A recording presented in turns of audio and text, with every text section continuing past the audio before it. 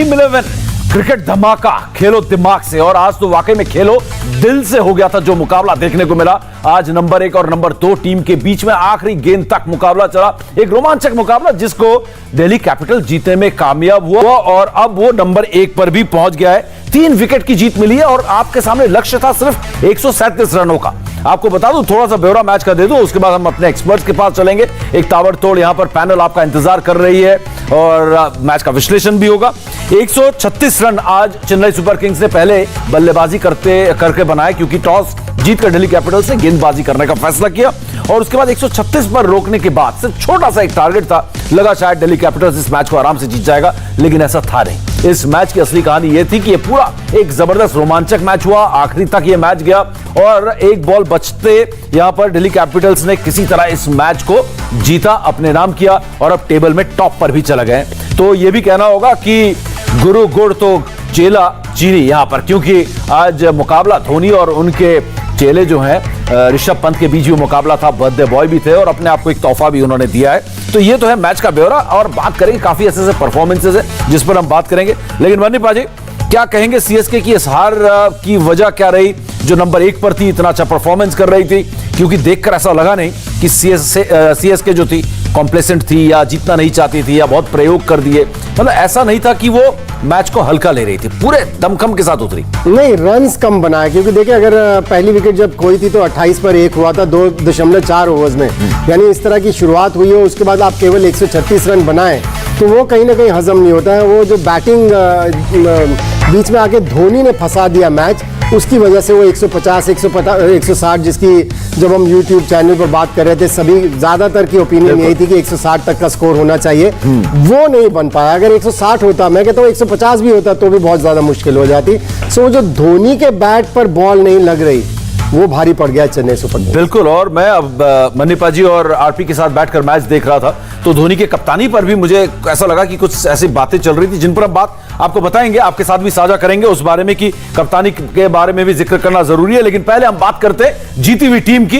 एक ऐसा मुकाबला जीता है जो अब पूल में नंबर 1 बन गई है। और संजय भाई, अगर बात करें, दिल्ली कैपिटल्स ने कैरेक्टर दिखाया, एक बार फिर संघर्ष किया, लेकिन मैच जीता, जो सबसे ज्यादा अहम है, सबसे इंपॉर्टेंट है। जी हाँ, जैसे मन्नी ने कहा कि होना चाहिए था 150, 160 और हो गया 137 और वो भी आखिरी ओवर में वो उनको उतना टाइम लगा दिल्ली को मैच जीतने में। तो मैंने ये कहूंगा कि दिल्ली ने बहुत ही इंप्रेसिव बैटिंग की है। आज जो हमने क्रिकेट देखा वहां पर बैटिंग क्वालिटी सिर्फ 1-2 प्लेयर्स ने दिखाई, बाकी बहुत ही डिसअपॉइंटिंग बैटिंग रही कि 137 का स्कोर भी चेस करने में इतनी मुश्किल दिल्ली को हुई और पिच इतना मुश्किल नहीं था। तो डिसअपॉइंटिंग बैटिंग, राइडू की बहुत बढ़िया बैटिंग थी और बॉलिंग आज बेहतर लगी।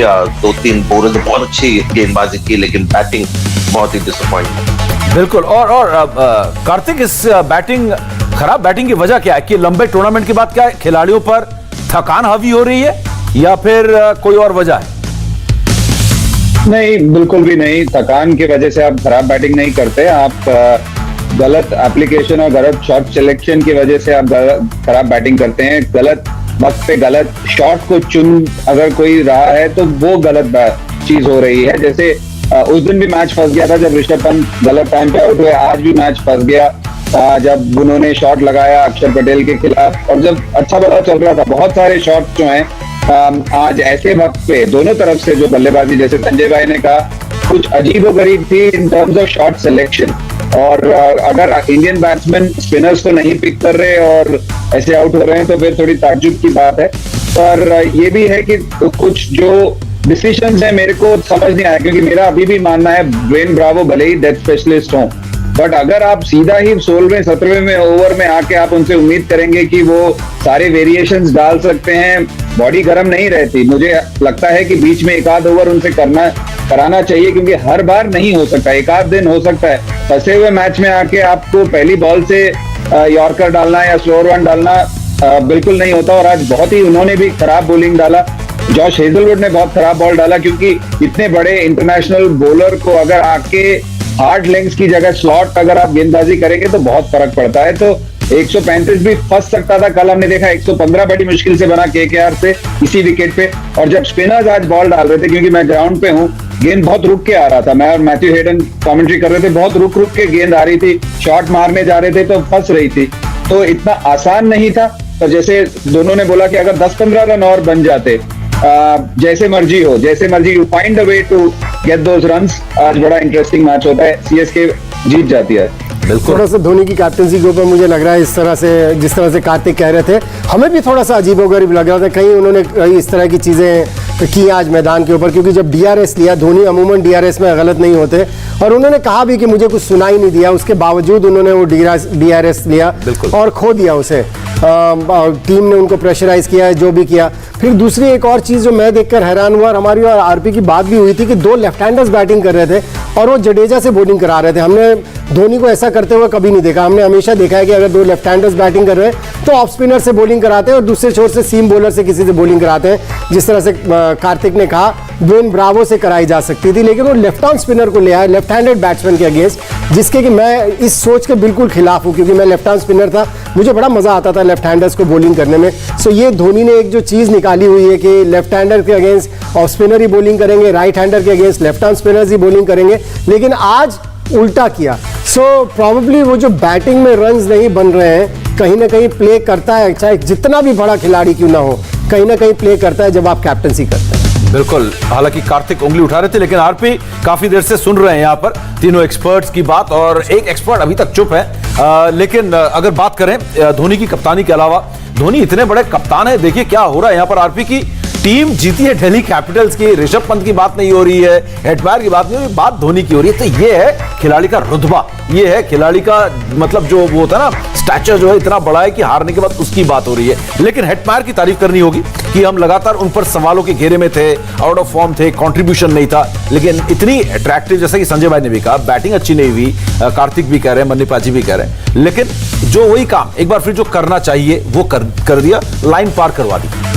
अब बड़े शॉट मारने में तो माहिर है, इसीलिए इनका चयन भी हुआ दिल्ली कैपिटल्स में। बिल्कुल, लेकिन आज उनको जीवन दान मिला। मैं मानता हूँ कि जो छोटे छोटे मौके होते हैं जो सीएसके ने सही से बुनाए नहीं, T20 में अगर आप 1-2 मौके छोड़ देते तो वैसे बहुत भारी पड़ता है। जैसे कार्तिक भाई ने बोला कि वो गेंदबाजी डेन ब्रावो की, वो वाइट्स जो थे, वो एक्स्ट्रा बॉल, वो काफ़ी इफेक्ट डाले, उसके अंदर कैच छोड़ा। पर हेटमायर की तारीफ करनी पड़ेगी कि उन्होंने कोशिश जरूर की, यहाँ पर कई बार ऑप्शन के बाहर आए, कुछ बड़े शॉट लगाए, और कुछ पार्टनरशिप रही ना अक्षर के बाद, अक्षर और हेटमायर की, थोड़ी देर होल्ड किया, उसके बाद फोर्स पे गया, क्योंकि विकेट गिरने का क्रम तोड़ा। वो मैं कहता हूँ काफ़ी इंपॉर्टेंट था कि आप हर बॉल मारने नहीं गए, आपने 1-2 ओवर का थोड़ा समय लिया कि थोड़ा मैच को क्लोज जाते, उसके बाद बड़े शॉट लगाए।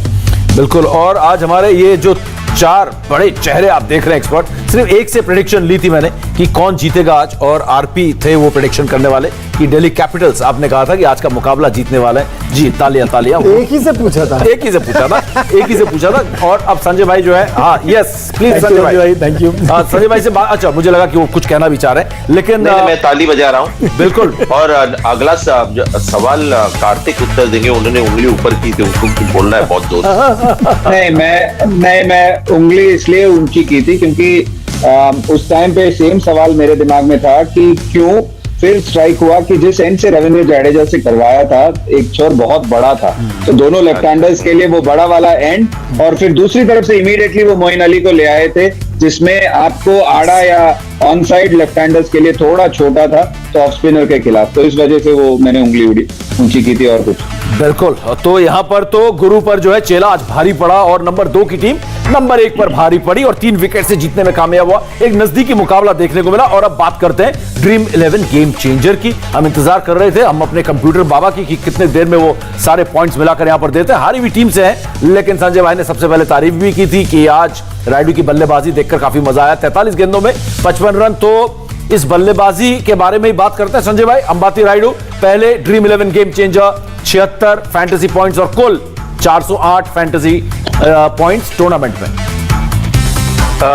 काफी एजिंग प्लेयर्स है सीएसके में, 2-3 उन्होंने कम किए, लेकिन अभी भी है, उसमें रायडू भी है जो मेन स्ट्रीम क्रिकेट नहीं खेलते, लेकिन सबसे अच्छी फॉर्म में वो लग रहे एजिंग प्लेयर जो मेन स्ट्रीम क्रिकेट नहीं खेलते उनमें से, जैसे सुरेश रैना है, धोनी है या रायडू है, उसमें सबसे अच्छी फॉर्म और जो बल्लेबाजी या स्किल्स हमको देखने को मिल रहे हैं वो अंबाती रायडू। बिल्कुल, बैटिंग की वैसे ड्रीम 11 गेम चेंजर की हम बात कर रहे हैं, लेकिन धोनी के बैटिंग के भी बारे में बात करनी पड़ेगी। धोनी ने आज 27 गेंदों में बनाए सिर्फ 18 रन। बैट में गेंद नहीं आ रही है, बैटिंग धोनी से हो नहीं रही है, वजह क्या है? और अब आप प्लेऑफ और उसके बाद अगर फाइनल में पहुंचते हो तो धोनी के बल्ले से रन निकलना चाहिए। लेकिन अगले ड्रीम 11 गेम चेंजर की तरफ चलते हैं हम जल्दी, और अगले ड्रीम 11 गेम चेंजर है एक बार फिर मुझे लगता है कि हाँ, हारे हुए टीम से ही एक और ड्रीम 11 गेम चेंजर, और परफॉर्मेंस के हिसाब से पॉइंट्स मिलते हैं। और कार्तिक 68 पॉइंट, शार्दुल ठाकुर हम तारीफ भी कर रहे थे, हो सकता है कि हिंदुस्तान के T20 स्क्वाड में भी दिखे, और वाकई में एक इफेक्टिव खिलाड़ी, इंपैक्ट खिलाड़ी बनता जा रहा है शार्दुल ठाकुर।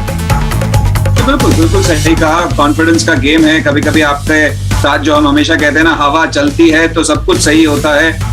शॉर्ट बॉल भी आप डालें तो वो आपकी तरफ चलता है, ऊपर भी डालें तो वो चौका नहीं जाता, फील्डर के पास चले जाता है। वैसा दौर चल रहा है शार्दुल ठाकुर का, बट उनके गेंदबाजी से आप कुछ नहीं हटा सकते। यहाँ पे आपकी तारीफ ही करनी पड़ेगी जिस हिसाब से उन्होंने गेंदबाजी की है, जहां पे उन्होंने जैसे अश्विन को आउट किया या इवन जो आगे रखी है गेंद अच्छी तरीके से किया।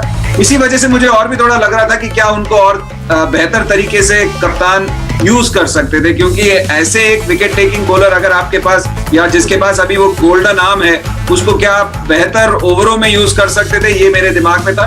और बिल्कुल सही कहा आपने, शार्दुल ठाकुर एक गेम चेंजर हैं जरूर।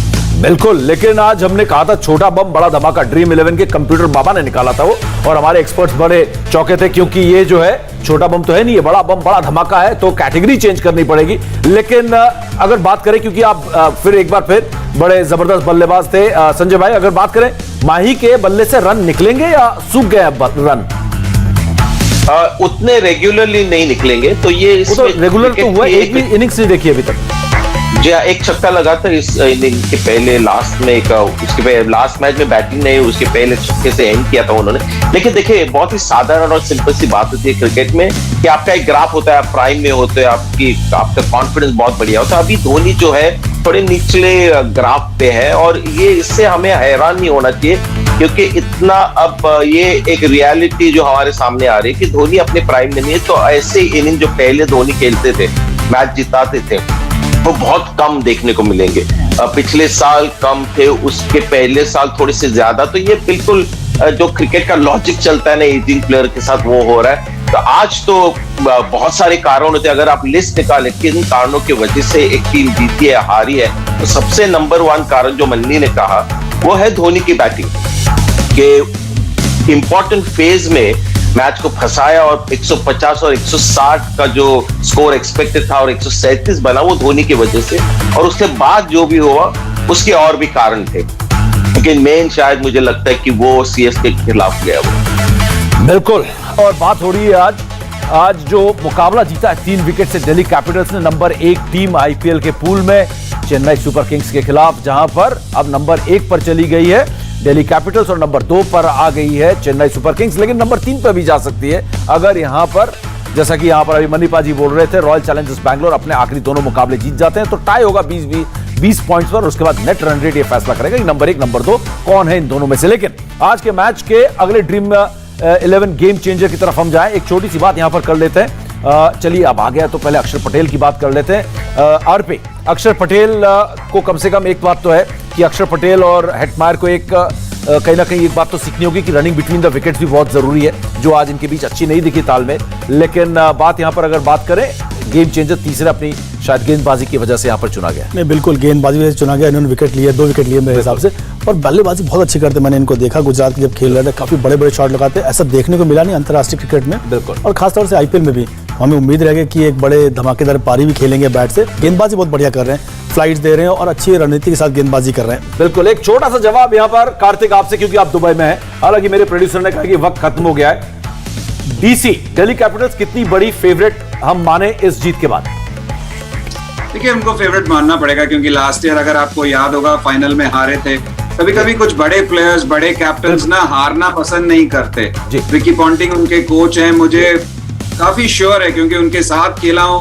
माइंडसेट जब आप किसी बड़े प्लेयर की सोचते हैं ना, तो वो गुस्से में रहते हैं, खुन्नस में रहते हैं कि अगली बार तो हमें अच्छा करना है, और उसी हिसाब से दिल्ली खेली भी है इस साल। तो मे बी ये उनका साल है to go 1 better than last year. जी, शुक्रिया संजय भाई। मुरली, कार्तिक आपका, मनीपा जी, आरपी आप सबका शुक्रिया पूरे दिन भर इस विश्लेषण के लिए और जबरदस्त अपने व्यूअर्स को टिप्स देने के लिए कि ड्रीम 11 क्रिकेट की अपनी फैंटेसी टीम में किस किस को रखे। तो कल फिर मुलाकात होगी शाम 7 बजे और उससे पहले शाम 6 बजे अपने हमारे इंडिया टीवी के YouTube channel India TV cricket पर। फिलहाल हमें दीजिए इजाजत, बहुत बहुत शुक्रिया। इंडिया टीवी हर वक्त हर जगह डाउनलोड करने के लिए सर्च करें India TV news Google play store या ऐप स्टोर पर।